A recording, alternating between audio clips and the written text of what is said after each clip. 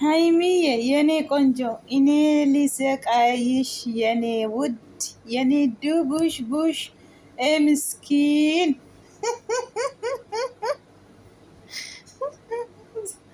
የትናንትና የትናንትና ብድሩ ዛሬ ተመልሰዋል ማለት ነው። እንዳያችሁ ነው። አሰላሙ አሌይኩም ወረህመቱላሂ ወበረካቱ። እንዴት ናችሁ? ሰላም ናችሁ? ሽማርከፉኔ እንዳያችሁ ነው። ትናንትና ከንፈሬን ሳሚኝ በግድ ያለች እምባ ከረዩ ያለች ነው። ዛሬ ደግሞ እሱን ሰበብ አድርጎ ብሩኬ ደግሞ ሻንጣን አዘጋጅቶ ልብሱን ሁሉ ሻንጣ ውስጥ አስቀጥቶ ወደ ዱባይ ሊሄድ ነው። ሁለት ልጆች ምን የሆኑ ነው? እውነቴን ነው የምላችሁ። ልተሳፈዱ ነው እንዴ?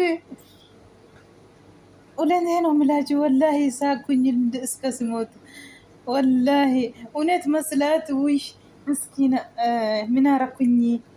አስቀይማለሁ እኮ ምን አረኩኝ? ብሩኬ እንዴት ላት ነገር ዝም ብላ እኔ ሳላውቅ ወደ ዱባይ ትሄዳለች? ደግሞ ይሄም ልብስ ሁሉ ምንድን ነው ብላ ጠየቀች። እሷ ምስኪን ወላሂ እውነት መስላት። እነሱ እኮ የተባበሩት እነ ቤከና የክስቱ ልጅ ነው። ሁለቱ ሶስት ሆኖ ተመካክሮ እነሱ እሷ ምስኪን ናት ምንም አታውቂ ባልሄድ ነው እሱ ብላ ጥሩት እስኪ ያለ ወጣ። እሱ ደግሞ ሲመጣ እንሂድ ያለ መሰሰላ እንሂድ እንግዲህ ስል የት ነው የምትሄድ ብሩኬ? እንዴት አትነግሪም እንዴ? ዝም ብለህ ሻንጣን አዘጋጅተህ ልሂድ የምትል እንዴት? ምን አደረግኩኝ እኔ?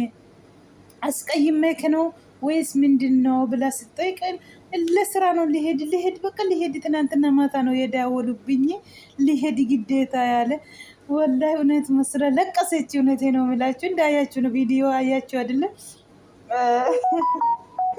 ምን ይደረጋል እንግዲህ ቻሉ። እውነቴ ነው። ከዛ ደግሞ እና ቤኪ በኋላ መጀመሪያ እንዳት ሂድ ያሉ ነው።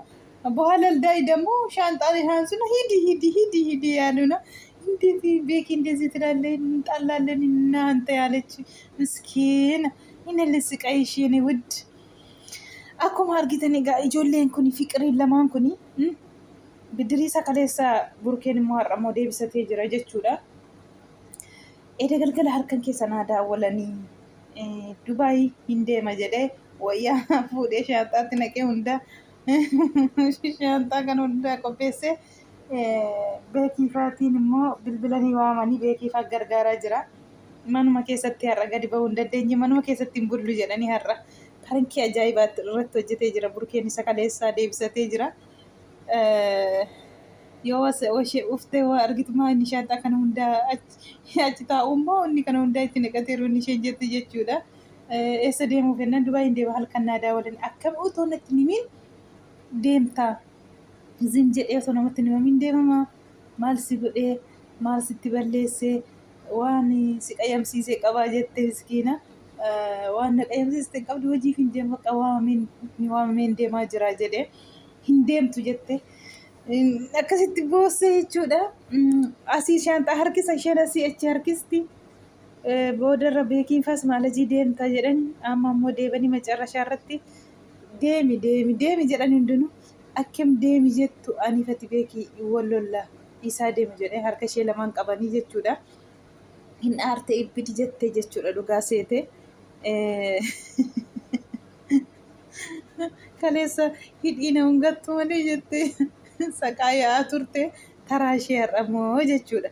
Wal jala ilaa farankii kana tallayyaa isaan buusaa jira. Kanaan dura sababa farankii kana liqii deebisadha irratti inni isaan wal lolanii ammallee wal biraa hafaan jiran. Amma isheen kaleessa akkasitti kan inni hin beekne kaameraan argine kana saqaa yaa oolte jechuudha. Isheetiin mamma isheen kaameraa argiteetti garuu akka nama dhugaatti Dubaayitti deemu wayyaa isa shaanxaatti naqee otoo nafiin nan deema jedhee akkasitti ishee saqaa yaa oolee jechuudha. maal balleesse jettee maal godhe jettee gisee sana handeemte wallolleetidha. Amma immoo maal hojii deemtaa maal sitti balleesse kan isheen jette jechuudha. Waan ittiin balleessine bakka nan deema saayitiin darbee yoo shaanxaa naawwattanis hin deema jedhee qulfiisaa fudhatee gisee inni ka'utti maramtee boosse jechuudha. Nama azaansiistu garabbii yoo isheen boossu boodarra farankii ta'uusaa itti manii hin amannee jechuudha. Asiyyuun ka'u jette hin sodaatte dhiise duwwaa itti deema jettee sodaatte dhugaa. Hai miyyee miskiina dhugaa rabbi akka inni asumaan ka'u asumaan bulayyuu jette ama hin amanu jechuu isheeti. Asumaayyuu hin bula inni qadhus ka'us asirraas hin ka'us inni qadhus waan tokko jechuu asumaatii jettee isa eeggitiif ai miskiina akka kanaan saqaayaa olee jechuudha. Taraa kaleessa isheen taraa taraatti akkanatti inni kanaan dura lola guddaarra ga'an liqii deebisadhaa irratti inni isaa lolarra ga'anii homaa miti gaa dubartii fiddanii dhiira fiddanii pirankii gochuu keessan irraa akka kanaa wayya wallaahi waan nama kofashiisu. Amma nagaa isaanii jiru ufumaa lama ta'anii pirankii walirratti hojjetu malee akka duraa miti. Dura inni dubartii fidee isheen dhiira fiddee miti noormaaliidha. Kun amma nama gammachiisa akka kanatti boosaan pirankii walirratti godhanii ufumaa isaanii bareedaadha jechuudha. Otoo dubartiin keessa galtee akka kanaan dura otoo waa tokko keessa galin akka kanaa wayyaa jabaadha itti fufaasiniin jenna dhugaa rabbii namatti toltu. Akkasuma